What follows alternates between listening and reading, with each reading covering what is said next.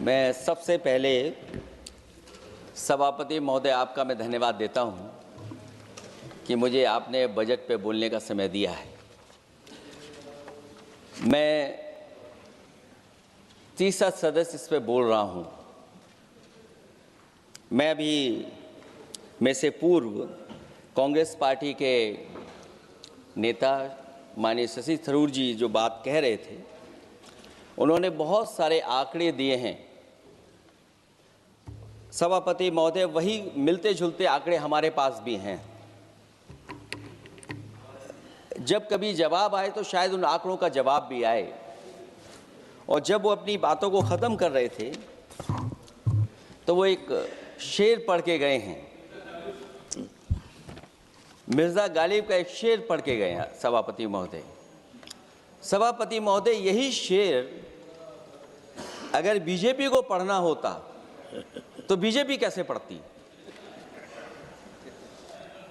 अगर यही शेर बीजेपी को पढ़ना पड़ता तो वो पढ़ते कि हमको मालूम है स्वर्ग की सच्चाई, लेकिन दिल को बहलाने के का गालिब ये ख्याल की जगह सोच अच्छा है।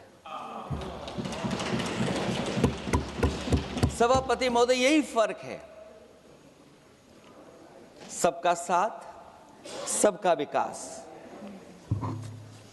सभापति महोदय, बोलने से पहले मैं जब बजट को देख रहा था और अक्सर सरकार को पिछले कई सालों से चलता हुआ मैं देख रहा हूं, मैं कहना चाहता हूं, क्यों झूठे ख्यालों में दिन रात करें, जो बनाते हैं हवा में बातों के महल, आओ उनसे कुछ जमीनी बात करें। सभापति महोदय, बजट आने से पहले और बजट आने के बाद पूरा देश और पूरे देश में ये बहस चल रही थी कि अमेरिका को लेकर के डील होने जा रही है। सभापति महोदय, मुझसे पहले अभी जो भारतीय जनता पार्टी की माननीय सदस्य बोल रही थी, और भारतीय जनता पार्टी का ये पक्ष है कि हम लोगों ने दुनिया में बहुत सारे देशों से फ्री ट्रेड एग्रीमेंट कर लिया है। सभापति महोदय, मैं भारतीय जनता पार्टी की सरकार से जानना चाहूँगा, अभी कितने देश और बचे हैं जिससे आप फ्री ट्रेड एग्रीमेंट नहीं कर पाए हैं? कुछ ऐसे भी देश बचे होंगे शायद जिनसे आपकी इच्छा होगी कि हम फ्री ट्रेड एग्रीमेंट कर लें। और सभापति महोदय, का फ्री ट्रेड एग्रीमेंट हो भी जाते हैं, जो लोग कभी रुपए के बारे में बहुत चिंता करते थे, कभी कभी उम्र से, कभी कभी दूसरे लोगों की उससे जोड़ देते थे, इतने सब फ्री ट्रेड एग्रीमेंट होने के बाद और अमेरिका से डील नहीं ढील हुई है, उसके बाद हमारा रुपया कहां पहुंचेगा? और अगर यही डील होनी थी तो 11 महीने इंतजार क्यों कराया? अगर यही डील होनी थी सभापति महोदय, तो 11 महीने किस बात का इंतजार था? हमारे कारोबारियों को या हमारे जितने भी उद्योग से जुड़े लोग हैं, उनके साथ ये परेशानी क्यों? बजट पर सबसे पहला सवाल यही है कि डील पहले बनी है बजट।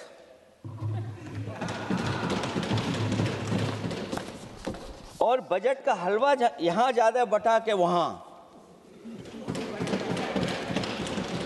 सभापति महोदय, स्वदेशी, आत्मनिर्भर, ये शब्द तो बहुत अच्छे लगते हैं,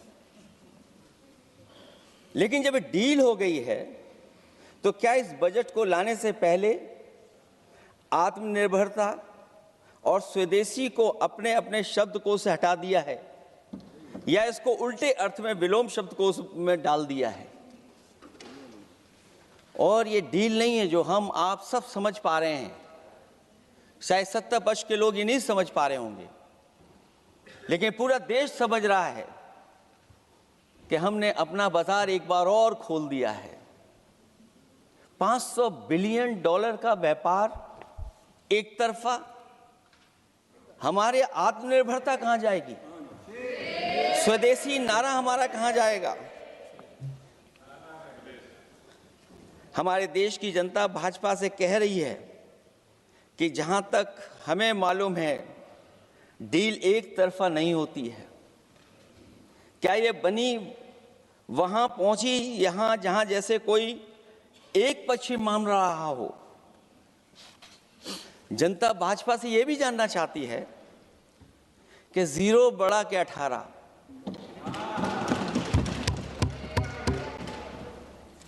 सभापति महोदय, भाजपा का समझौता गणित क्या यह है कि 18 0 के बराबर है? क्या 18 हमारा 0 के बराबर है? देश के किसानों, दुकानों, उद्योगों को बचाने के लिए खोखले शब्दों के अलावा भाजपा के पास कोई और सुरक्षा कवच या संरक्षण योजना है कि नहीं है? इसलिए मैं सभापति महोदय कहना चाहता हूं, ये बजट दिशाहीन है। इस बजट में कोई विजन नहीं है कि 2047 तक हमारा देश विकसित भारत बन जाएगा। और हम जैसे लोगों को, समाजवादियों को तो सरकार से पहले ही उम्मीद नहीं थी, और जिस सरकार से उम्मीद ना हो उसकी बजट से क्या उम्मीद होगी। इस बजट में पीडीए के लिए कुछ भी नहीं है। कोई योजना दलित, पिछड़ा, महिला, गरीब, अल्पसंख्यक या नवयुवक के विकास के लिए नहीं लाई गई है। ऐसा लग रहा है कि सरकार ने इनके बारे में सोचना ही छोड़ दिया है। और अगर जीडीपी हमारी 7% है और नॉमिनल जीडीपी की ग्रोथ केवल 8% है, जो कि लगभग 12% होनी चाहिए थी, इसके कारण लोगों के हाथ में कम पैसा है। और कारण यह भी लगता है कि हमारा प्राइवेट इन्वेस्टमेंट नहीं आ पा रहा है। जो लोग ये कहते हैं कि हम प्रति व्यक्ति आय बढ़ा रहे हैं, जो आंकड़े हमारे पास हैं, जो जानकारी हमारे पास है, वो आंकड़ा यही कहता है कि $3000 के लगभग प्रति व्यक्ति आय हमारी है। और अगर हम दुनिया से जब इतना ही जुड़ गए हैं तो 2025 की जो रैंकिंग है, हमारा स्थान 144वां, 144th है।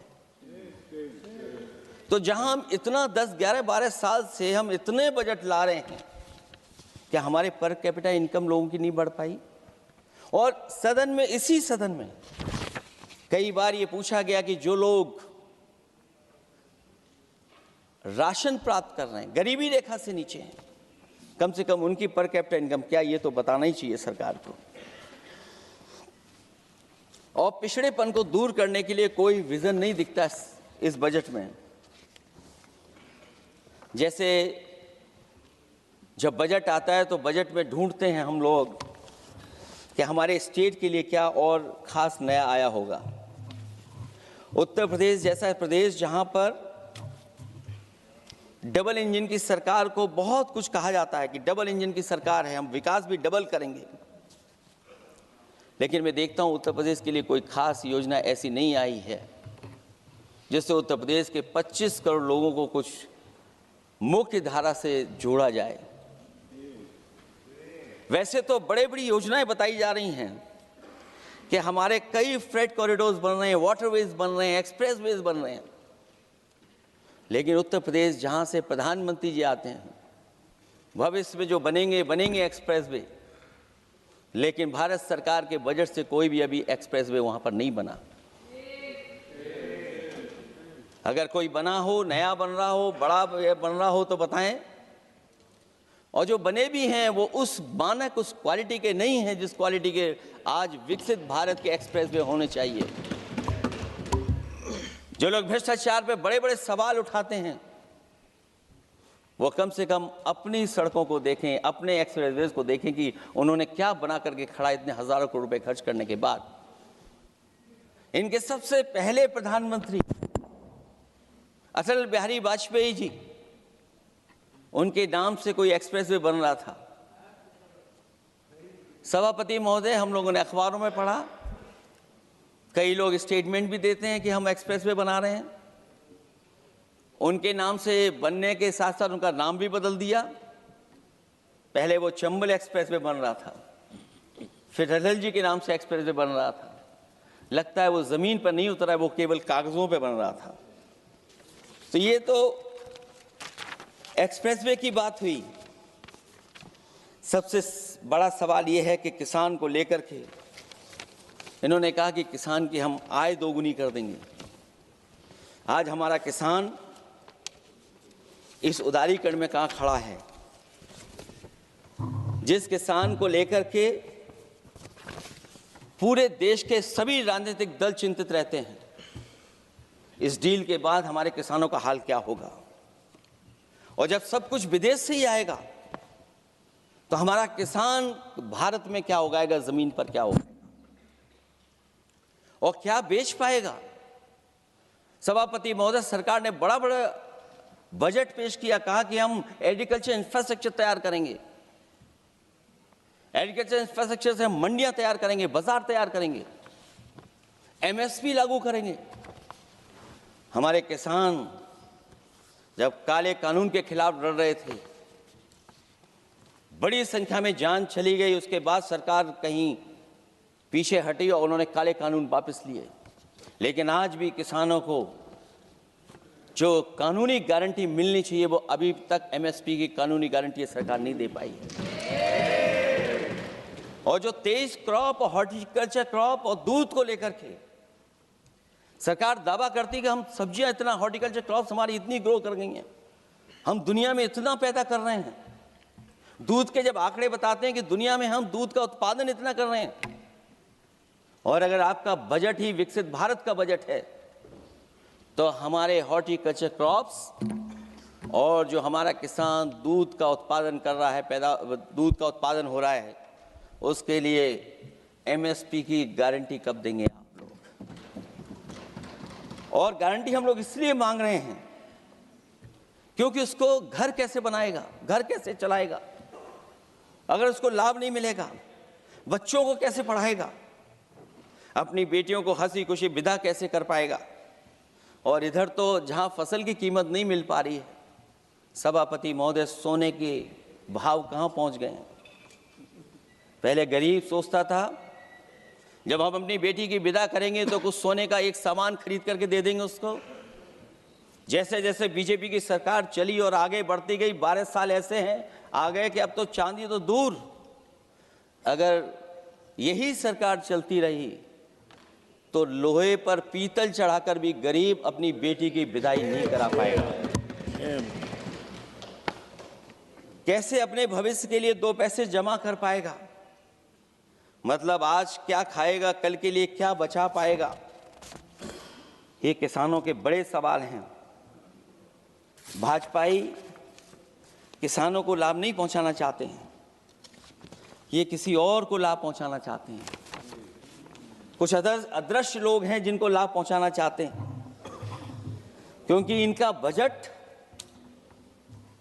जो बजट बनाते हैं, वो आम जनता का ना उसमें जिक्र है ना फिक्र रहती है। और अगर फिक्र होती उनको तो किसान की खाद समय पर मिल जाती उन्हें, उनको बीज समय पर मिल जाता, सस्ती बिजली उपलब्ध हो जाती, सिंचाई या सिंचाई मुफ्त हो जाती थी। और मुझे याद है सभापति महोदय, समाजवादी सरकार में हम लोगों ने किसानों की सिंचाई मुफ्त करने के भी फैसले लिए। कीटनाशक दवाइयां कितनी महंगी हैं और सरकार ने किसानों को अपने हाल पे छोड़ दिया। मंडियों पे कहीं कोई खरीद नहीं है, और अगर खरीद हुई है तो सरकार बताए कि धान, आलू या गेहूं की खरीद में तो मिल जाती है उसको कीमत, लेकिन धान और आलू जैसी फसलों पर कोई सरकार कीमत नहीं दे पा रही है। महंगाई बेतहाशा बढ़ने पर भी इस बजट में जनता को टैक्स में न छूट देना टैक्स शोषण है। अमीरों के काम, कारोबार और घूमने फिरने पर 10 तरह की छूटें दी गई हैं, लेकिन बेकारी, बेरोजगारी से जूझ रहे लोगों की उम्मीदों की थाली खाली है। मध्यम वर्ग अपने आप को ठगा महसूस कर रहा है। शोषित, वंचित, गरीब व्यक्ति जहां था वैसे भी नीचे जाता दिख रहा है। इस बजट ने उसके चादर में पैबंद लगाने की जगह उसे और चिथड़ा कर दिया है, क्योंकि सामाजिक सुरक्षा केवल शब्दों की औपचारिकता रह गई है। किसान, मजदूर, श्रमिक, कारोबारी, छोटा दुकानदार अपने लिए मिली राहत को दूरबीन से देखकर ढूंढ रहा है, और इसीलिए भाजपा का हर बजट 1/20 का बजट मानते हैं, क्योंकि वो 5% लोगों के लिए ही होता है। अच्छे बजट की होती हैं 3 पहचान: गरीब की तरक्की, खुशहाली और मुस्कान। शायद इस बजट ने तीनों चीजों को छीनने का काम किया गरीबों से। दूसरा विषय, स्वास्थ्य को लेकर के बहुत हमारा गरीब समय समय पर परेशान रहता है। स्वास्थ्य को लेकर के जो ठोस कदम सरकार को उठाने चाहिए,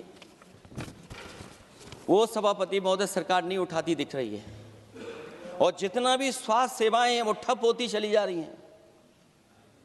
मैं उत्तर प्रदेश की बता सकता हूं, मुझे याद है सभापति महोदय, पहला जो भारत सरकार और प्रदेश सरकार को मिलकर के पहला हॉस्पिटल, मेडिकल कॉलेज शाहजहांपुर का बना था, जिस समय भारतीय जनता पार्टी के उस समय के स्वास्थ्य मंत्री और मैंने मिलकर के उसका उद्घाटन किया था। उसके बाद जो प्रचार में तो ये बहुत आगे हैं, प्रचार में तो ये कहते हैं कि हर डिस्ट्रिक्ट में हर हॉस्पिटल, हर डिस्ट्रिक्ट में एक हॉस्पिटल या मेडिकल कॉलेज, लेकिन सच्चाई तो ये है कि इन हॉस्पिटलों में इलाज नहीं है, दवाई नहीं है, ऑपरेशन के लिए कहाँ जाना पड़ता है, भटकना पड़ता है। और जिस तरीके से अभी जिन लोगों ने इंश्योरेंस या LIC में किस्त दी होगी, वो जानते होंगे कि महंगाई कम नहीं हुई है, महंगाई बढ़ी है, किस्तें बढ़ गई हैं।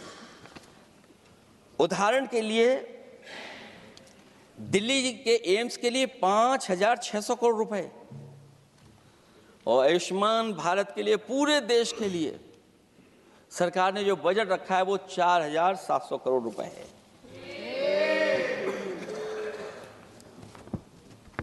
सुनते हैं पहले उपवन में हर ऋतु में बहार गाती थी, कलियों का तो कहना ही क्या, मिट्टी में खुशबू आती थी। ये भी ज्ञात हमें उपवन में कुछ ऐसे भौरे आए थे, सारा चमन कर दिया मरघट, अपने साथ जहर लाए थे। लेकिन अगर चमन वाले ही भौरों के रंग ढंग अपनाएं, माली तुम ही फैसला कर दो, हम किसको दोषी ठहराएं। सभापति महोदय, मैं उत्तर प्रदेश से आता हूं, जहां पर प्रधान संसदीय क्षेत्र है। राजमाता पूजनीय अहिल्याबाई होलकर जी, उनकी मूर्ति थी, उसको बुलडोजर से तोड़वा दिया। सभापति महोदय, कोई कल्पना कर सकता है एक मणिकर्णिका घाट जो हमारी पौराणिक पहचान रही, सदियों से हमारी विरासत की पहचान रही, सनातनी काशी की विरासत रही, वहां पे इनकी सरकार ने प्रधान संसदीय क्षेत्र में बुलडोजर चला करके हमारी पूजनीय अहिल्याबाई होलकर की मूर्ति को इन्होंने तोड़ने का काम किया। और सभापति महोदय, केवल एक मूर्ति नहीं, वहां पर अगर हम गिनती करेंगे, 1 नहीं, 2 नहीं, 3 नहीं, 4 नहीं, 5 नहीं, 6 नहीं, 7 नहीं, लगभग 100 मंदिरों को तोड़ने का काम इसी सरकार में हुआ है। केवल मंदिर नहीं तोड़े गए सभापति महोदय, एक antique bell donated by Nepal नरेश, जो घंटा बजता था, सभापति महोदय, जो घंटा बजता था, नेपाल नरेश जिन्होंने गिफ्ट किया था, वो घंटा भी लापता है।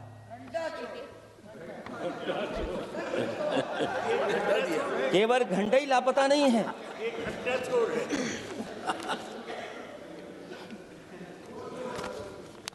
सभापति महोदय, नमामि गंगा को लेकर के हमारे कानों में अभी भी वो बातें गूंजती हैं कि माँ गंगा ने मुझे बुलाया है। क्या बात है कि पिछले 11 साल से माँ गंगा ने बुलाया ही नहीं किसी को। माँ गंगा बह रही हैं, जो उसके पैरामीटर्स हैं, जिस पैरामीटर्स को हर दिन नापा जाता है, उसमें डिसॉल्व ऑक्सीजन, सीओडी, बीओडी और तमाम पैरामीटर्स आज किस हालत में है माँ गंगा। कोई कह रहा था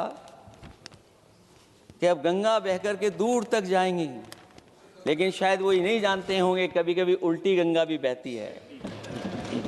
जब उल्टी बहेगी तो यूपी के आते आते आप बाहर हो जाएंगे। सभापति महोदय, नमामि गंगा, मां गंगा में जुड़ने वाली नदियां, वरना नदी को एक संरक्षण कैसे हो, ब्यूटिफिकेशन कैसे हो, रिवर फ्रंट कैसे बने, उसकी शुरुआत की थी। लेकिन सभापति महोदय, इनकी बुलडोजर सरकार ने उसका काम रोक दिया। काली नदी किस हालत में है। यमुना के बारे में दिल्ली की सरकार जब बनानी थी तो कहा कि हम दुनिया का सबसे बेहतर रिवर फ्रंट बनाएंगे यमुना पर। इसी राजधानी में कहा गया। आज बताइए यमुना की हालत क्या है। और अगर यमुना दिल्ली में गंदी हो रही है तो ये बह करके जब यूपी जाती है तो मथुरा में भी गंदी है। और थोड़ा बहुत साफ गंगा इसलिए हो जाती है क्योंकि जब चंबल का पानी उसमें जुड़ता है, थोड़ी बहुत यमुना साफ हो जाती है। उसके बाद यमुना में भी कोई सफाई का सरकार ने इंतजाम नहीं किया। और आज भी मैं कहता हूं, देश का सबसे अच्छा रिवर फ्रंट अगर कहीं बना है तो लखनऊ में बना है, गोमती रिवर फ्रंट। जो लोग ये कहते हो कि दूसरा रिवर फ्रंट अच्छा है, मैं उनसे कहूंगा कि भी लखनऊ के रिवर फ्रंट पर भी घूम करके आइए, तब आपको मालूम पड़ेगा कि रिवर फ्रंट क्या होता है। 26 जनवरी इसी वर्ष मैंने एक प्रतिष्ठित अखबार को पढ़ा और उसमें देखा मैंने कि high uranium in India's ground water samples लिए गए हैं। एक्सपर्ट्स वार्न कर रहे हैं कि सेवरल हेल्थ रिस्क हैं उससे। Lead pollution alarming in 69 rivers in India contaminated, rivers are contaminated. हमारे पानी में पेस्टिसाइड है, इंडस्ट्रियल वेस्ट है, अनसेफ है ड्रिंकिंग के लिए। हमारी नदियों में मरकरी है, डेंजरस लेवल। और जितनी भी हमारी वाटर बॉडीज हैं इंडस्ट्रियल टाउन्स के आसपास, सब में टॉक्सिक है, मरकरी है, बड़े पैमाने पे डेंजरस है पानी वहां का। और कई जगह इंडस्ट्री का सीधा सीधा वेस्ट जा रहा है। आर्सेनिक लेवल का सोच ही नहीं सकते हम लोग, जो मानक है उससे कई गुना ज्यादा है। ये तो हमारे देश का पानी है जो नदियों में बह रहा है, जो अंडरग्राउंड वाटर बन रहा है हमारा। ठीक ही कहा हमारे माननीय सदस्य ने कि जो संपन्न हैं, प्रिविलेज्ड हैं, वो लोग तो पानी साफ करने की मशीन खरीद सकते हैं। हमारा गरीब क्या खरीदेगा। गरीब की हेल्थ को कितनी परेशानी और रिस्क है। यहां तक कि अंतर्राष्ट्रीय प्लेटफॉर्म पर हमारे देश को भी सुनना पड़ा एक प्रतिष्ठित चैनल पर कि आपके देश में इन्वेस्टमेंट क्यों आएगा, क्योंकि वहां आ ही नहीं सकता है क्योंकि आपकी हवा खराब है। सोचिए, देश का पानी खराब हो। और ये मैं नहीं कह रहा हूं, पानी खराब सरकार को मालूम है, नहीं मालूम है, लेकिन जो प्राइवेट कंपनियां हैं जिनको अपना पानी बेचना है, तो वो बता रही कि आपके भारत के पानी में क्या क्या है। और ये बात गलत है तो सरकार ऐसी कंपनियों पर प्रतिबंध क्यों नहीं लगाते हैं कि इस तरह अपनी कंपनियों का सामान बेचने के लिए झूठा प्रचार कर रही है। जो चर्चा होने लगती है हवा खराब है, हालांकि उत्तर प्रदेश आते आते सरकार की भी हवा खराब हो जाती है। सरकार सबको डराती है, लेकिन सरकार को कोई नमस्कार न करे उसको नहीं डरा सकते। हमने तो कहा कि तुम लखनऊ से गए हो, लखनऊ का जो अदब है, लखनऊ का जो हमारी पहचान है। कम से कम अगर नमस्कार नहीं कर सकते तो आदाब तो कर ही देते वहां जाकर। जो लोग पिछड़े पीडीए उनके पक्षधर बनते हैं, आरक्षण को लेकर के कहते हैं कि हम आरक्षण देंगे, उनकी सरकारों में क्या अपॉइंटमेंट हो रहे हैं। मुझे याद है इससे पहले जब बहस हुई थी सदन में, वहां से बात निकली थी कि किस तरीके से अपॉइंटमेंट हो रहे हैं यूनिवर्सिटीज और कॉलेजेस में। मैं उसी पे कुछ कहना चाहता हूं। ये अपनी अपनी किस्मत है, कुछ कलियां खिलती हैं ऊपर और दूसरी मुरझा जाती हैं झुके झुके जीवन भर भूं पर। माना बदकिस्मत है, लेकिन क्या वे महक नहीं सकती हैं? अगर मिले अवसर अंगारे सी क्या दहक नहीं सकती हैं? जिस तरीके से आरक्षण पर खिलवाड़ हो रही है उसकी कोई कल्पना नहीं कर सकता था। विकसित भारत तभी विकसित भारत माना जाएगा जब हमारे पिछड़े, दलित, आदिवासी, अल्पसंख्यक मुसलमान भाई को बराबर का हक मिलेगा। और जब तक हक नहीं मिल रहा उनको, तब तक शायद विकसित भारत का देखने का सपना आधा अधूरा है। अभी अभी सुप्रीम कोर्ट ने कहा है माइग्रेशन को लेकर के, सुप्रीम कोर्ट ने 16 जनवरी को एक फैसला पलट दिया। हाई कोर्ट के फैसले को पलटते हुए फैसला सुनाया कि यदि आरक्षित वर्ग का कोई उम्मीदवार बिना किसी छूट का लाभ लिए अगर अनारक्षित वर्ग से ज्यादा नंबर प्राप्त करे तो उसे अनारक्षित वर्ग में सेलेक्ट किया जाएगा। क्या सुप्रीम कोर्ट भी कह रहा है? हमारे सरकार की भी नियत है कि सबको आरक्षण मिलना चाहिए जिनका हक हो। हमारे प्रधानमंत्री जी भी कहते हैं हम पिछड़े हैं। हमारे दूसरे नंबर के नेता, क्योंकि उन्हें सनातनी बनना था, अपना धर्म बदल के दूसरा धर्म लिख लिया उन्होंने। तो कम से कम पिछड़ों का तो ख्याल करिए आप। जब पिछड़ों का ख्याल करोगे तभी आपका देश विकसित बनेगा, भारत विकसित बनेगा। अगर आप पिछड़ों को छोड़ देंगे, दलितों को छोड़ देंगे, आदिवासियों को छोड़ देंगे, अल्पसंख्यक भाइयों को छोड़ देंगे, तो आप कैसे विकसित भारत बनाएंगे? एक आर्थिक बराबरी है, दूसरी सामाजिक बराबरी है। और मुझे लगता है बजट से न आर्थिक गैर बराबरी दूर हो रही है, न सामाजिक गैर बराबरी दूर हो रही है। और इनकी सरकार में कितना भेदभाव है। सभापति महोदय, केवल चुनाव जीतने के लिए सोचिए। एक 72 साल के बुजुर्ग पर मोईद खान साहब, आप जानते होंगे आपके क्षेत्र में, मदरसा टाउन एरिया। सभापति महोदय, बीजेपी का लक्ष्य केवल है चुनाव जीतना। इन आंकड़ों से क्या मतलब? और आंकड़ों के अगर ये ठीक आंकड़े होते सभापति महोदय, तो इन्होंने कहा था कि बुलेट ट्रेन हम 1 लाख करोड़ की बनाएंगे। आज बुलेट ट्रेन 2 लाख करोड़ की कैसे हो गई? सभापति महोदय कहा कि हम 1 लाख करोड़ में बनाएंगे बुलेट ट्रेन। और बुलेट ट्रेन केवल संपन्न स्टेटों में क्यों? हमारे बंगाल, बिहार और यूपी में क्यों नहीं? और अगर आप हाई स्पीड बुलेट ट्रेन लाना चाहते हैं तो 1 लाख करोड़ का बजट दिया था, 2 लाख करोड़ बजट हो गया।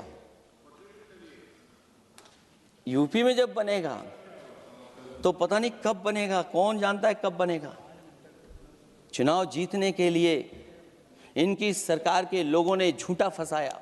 ये सब जुमला है, जुमला। झूठा फंसाया, और इसलिए फंसाया कि वो मुस्लिम है, इसलिए फंसाया। 72 वर्ष के बुजुर्ग को 19 महीने जेल में रखा गया। समाजवादी पार्टी को बदनाम किया गया, और केवल इसलिए कि चुनाव जीत जाए आप, अयोध्या का चुनाव जीत जाए, क्योंकि अयोध्या का चुनाव हारे थे आप लोग। मैं अयोध्या की महान जनता का धन्यवाद देता हूं कि उन्होंने कम्युनल पॉलिटिक्स का समापन किया है। वो विकास के रास्ते पे जाना चाहते हो। मैंने पहले भी कहा, फिर कहता हूं, आपका विकास अयोध्या का तो मैं जानता हूं कैसा है, क्योंकि लोगों ने काशी को क्यूटिव बनते नहीं देख पाए। अगर हम सब सदस्य हैं और हमारे प्रधान सांसद के संसदीय क्षेत्र को अगर हम क्यूटिव न बना पाए, आप विरासत मिटा रहे हैं। वहां पर कई सौ पुरानी दाल मंडी, जिसमें केवल वोट नहीं मिलता, इसलिए दाल मंडी को आप डिमोलिश कर देंगे आप। अल्पसंख्यक बनारस और इसको अयोध्या को जीतने के लिए 72 वर्ष के एक व्यक्ति को झूठा केस लगाया, झूठा फंसाया, जेल भेज दिया। और न केवल उसको जेल भेजा बल्कि उसकी दुकानें और उसकी बेकरी पर भी बुलडोजर चला दिया आपने। क्या डेमोक्रेसी में हमारे बुलडोजर का कोई स्थान है क्या? हाई कोर्ट कहता है कि आप फैसला सुना सकते हैं क्या? कोर्ट कहता है कि आप कौन हो गए फैसला सुनाने वाले लोग? और फिर आप लोग कहते हैं कि हर घर जल और नल। सभापति महोदय, इन्हीं के विधायक ने मंत्री जी को घेर लिया, इन्हीं के विधायक ने मंत्री जी का अपहरण कर लिया और ये कहते हैं कि हम तो, हमारे कोई अराजकता नहीं है। ये कहते हैं इन्वेस्टमेंट लाएंगे, हम एमओयू साइन करेंगे। सभापति महोदय, देश के प्रधानमंत्री, देश के सबसे बड़े उद्योगपति उत्तर प्रदेश पहुंचे थे, एमओयू साइन किए गए, लाखों करोड़ के एमओयू साइन हुए। और एमओयू साइन होने के बाद जमीन पर कितना उतरा ये बताए सरकार। एमओयू के बाद सरकार बताए कितना जमीन पर उतरा है। इन्होंने जब कश्मीर का 370 हटा रहे थे सभापति महोदय, हाँ ना, बजट ही है ये एमओयू में, क्योंकि इंसेंटिव अगर नहीं देंगे तो कौन आपका इन्वेस्टमेंट लाएगा? ये राज्य का विषय नहीं है सभापति, राज्य से प्रधानमंत्री आते हैं। और आपने ये कहा कि प्रधानमंत्री के क्षेत्र में हमने देश में कहा कि हमने 1000 किलोमीटर मेट्रो बिछाई है। आपने देश के प्रधानमंत्री के क्षेत्र में क्यों नहीं मेट्रो बिछाई? क्यों नहीं बिछाई आपने? आपने देश के प्रधानमंत्री के क्षेत्र को एक्सप्रेस वे से क्यों नहीं जोड़ा आपने? क्योंकि आपके पास बजट नहीं है। अटल बिहारी वाजपेयी जी के आपने नाम से एक्सप्रेस वे क्यों नहीं बनाया? बताइए आप, ये बजट नहीं है आपके पास।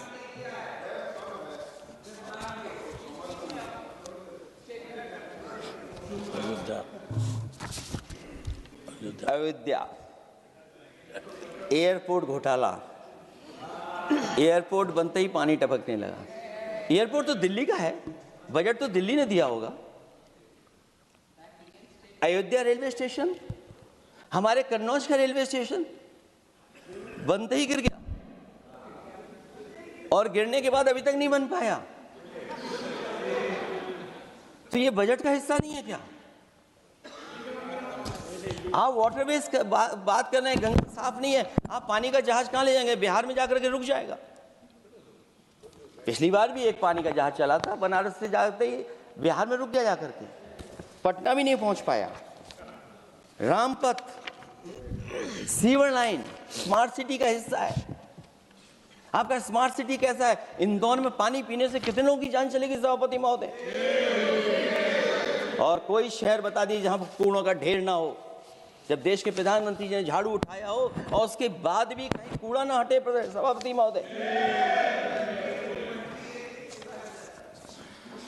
भजन संध्या स्थल घोटाला हुआ, अंतर्राष्ट्रीय मीडिया सेंटर बनाया, उसमें भी पानी गिर रहा है। लाइट सजावट की चाइनीज आई हैं। हमारे देश का कारोबार कैसे उलझा दिया आपने? चीन और अमेरिका और थोड़ा बहुत रशिया, विदेश नीति तो असफल हुई है, लेकिन हमारा बाजार को भी पूरा बेच दिया। और चीन के सवाल पर सभापति महोदय, चीन हमारी जमीन पर भी निगाहें रखे हुए है और हमारे बाजार पे भी। इसलिए जो सरकार फैसला ले बड़ी सावधानी से ले। मैं कितनी बातें बताऊं वहां पर। सेना जमीन ले लिया, जमीनें जाने कहां चली गई हैं। इसलिए सभापति महोदय, ये बजट दिशाहीन है। ये 2047 में हमारा विकसित भारत तो नहीं बनेगा। और जिस तरीके से बेरोजगारी बढ़ी है, बेरोजगारी को लेकर के जो चिंता रही, हमेशा रहती थी, और जो सरकार ने बड़े बड़े फैसले भी लिए थे, जानकारी दी थी कि हम बेरोजगारी ऐसे दूर कर लेंगे। मेक इन इंडिया का जो सपना दिखाया था, आखिरकार मेक इन इंडिया का सपना कहाँ पूरा हो पा रहा है? मेक इन इंडिया का जो शेर था वो जंग खा रहा है सभापति महोदय। जो योजना लेकर के आए थे, एम्प्लॉयमेंट लिंक्ड इंसेंटिव्स, सरकार बताए कि हमें कितना उसमें लाभ पहुंचा है। 2024-2025 के बजट में इन योजनाओं के लिए 33,000 करोड़ रुपए आवंटित किए गए थे, लेकिन खर्च कितना हुआ? 1,700 करोड़ रुपया केवल। एक आपने पिछली बार सपना दिखाया था कि इंटर्नशिप की योजना, इंटर्नशिप वाली योजना जो घोषित की, जिसके लिए 10,000 करोड़ रुपए आवंटित किए थे आपने, लेकिन उसमें खर्च कितना हुआ है? 500 करोड़ रुपया। और जो लक्ष्य रखा था आपने रखा था 5 साल में 1 करोड़ लोगों को, लेकिन इसमें आए कितने? 1,65,000 लोगों ने फॉर्म भरा, ऑफर दिया उन्होंने, लेकिन फाइनली जिसमें ऑफर जिसका सिलेक्ट हुआ वो केवल 16,000 लोगों को काम पहुंचा है। सोचिए, हमारा देश इतना बड़ा, जहां करोड़ों को आप इस योजना से जोड़ना चाहते थे, केवल 16,000 लोग जाएंगे उसमें। ये आपको बेरोजगारी खत्म करने की योजना है आपकी?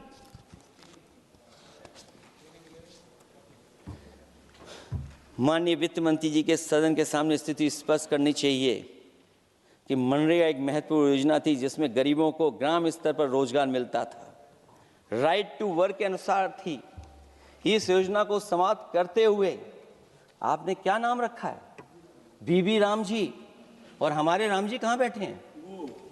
कहाँ है हमारे राम जी?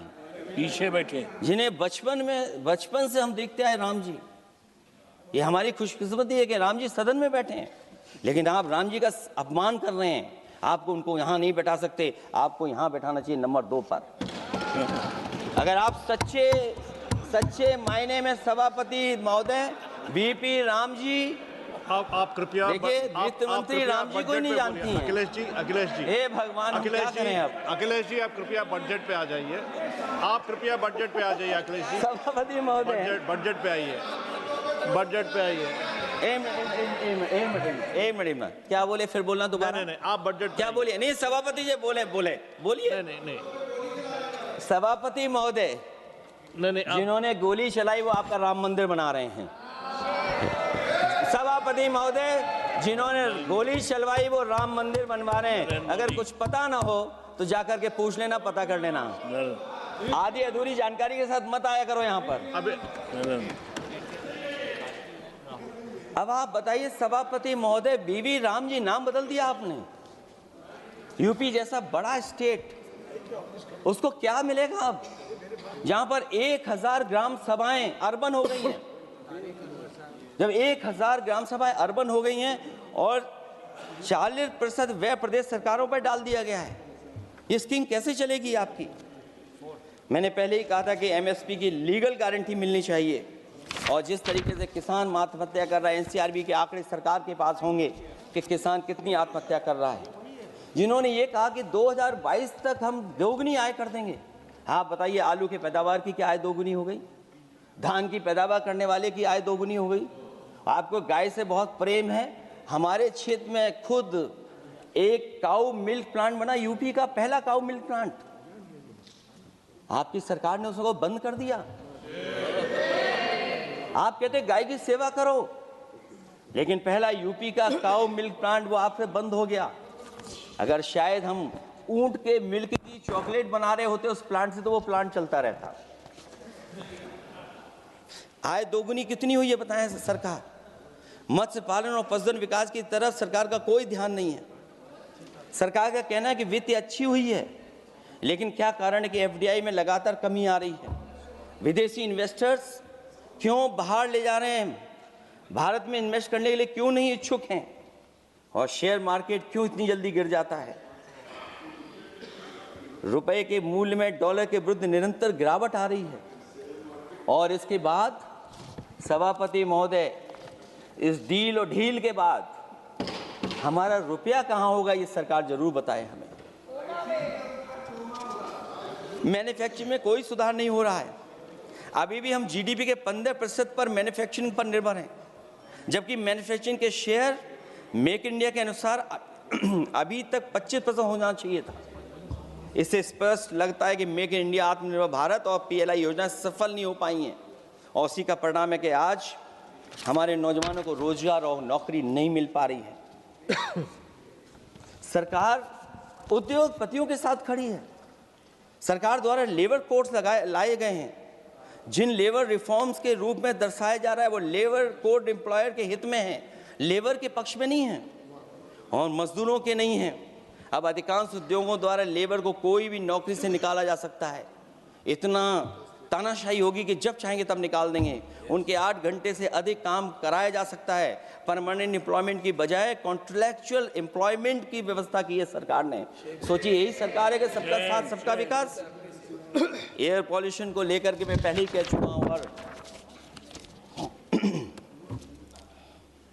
शहरी विकास तो इनका मैंने क्योटो को मैं देखा है, इसलिए उस क्योटो के बारे में मैं ज़्यादा नहीं कहना चाहता हूँ। अंत में मैं इतना ही कहूँगा कि स्वास्थ्य और शिक्षा के केवल 10% और 14.2% बजट बढ़ाया गया है, जबकि पिछले वर्ष का पूरा बजट इन दोनों मदों में खर्च ही नहीं किया गया है। आखिरकार सरकार बताएगी खर्च क्यों नहीं हुआ, आखिर क्या कारण है, किसकी वजह से खर्च नहीं हुआ है। जल जीवन मिशन में 50,000 करोड़ रुपए खर्च नहीं हो पाए हैं और प्रधानमंत्री आवास योजना में 40,000 करोड़ रुपए, और हमारे देश के प्रधानमंत्री ने गांव गोद लिया था। वो लगता है उस गांव को अनाथ छोड़ दिया है प्रधानमंत्री जी ने। वो गांव ही अनाथ छोड़ दिया है। आरबीआई के डेटा के अनुसार इनकम में जो नीचे 80% हैं, उनकी इनकम का शेयर 36% से घट करके 32% हो गया है और हर वर्ष में रियल वेजेस 2% कम हो रही हैं। आखिरकार इसका कारण क्या है? मुझे उम्मीद है सरकार बताएगी कि इसका कारण क्या है कि जिसकी वजह से लगातार गिरावट होती जा रही है। मैं रैंकिंग में नहीं जाना चाहता हूं कि हमारी रैंकिंग कहां है, गैर बराबरी की रैंकिंग में हम कहां पहुंच गए हैं, हम कितना नीचे पहुंच गए हैं।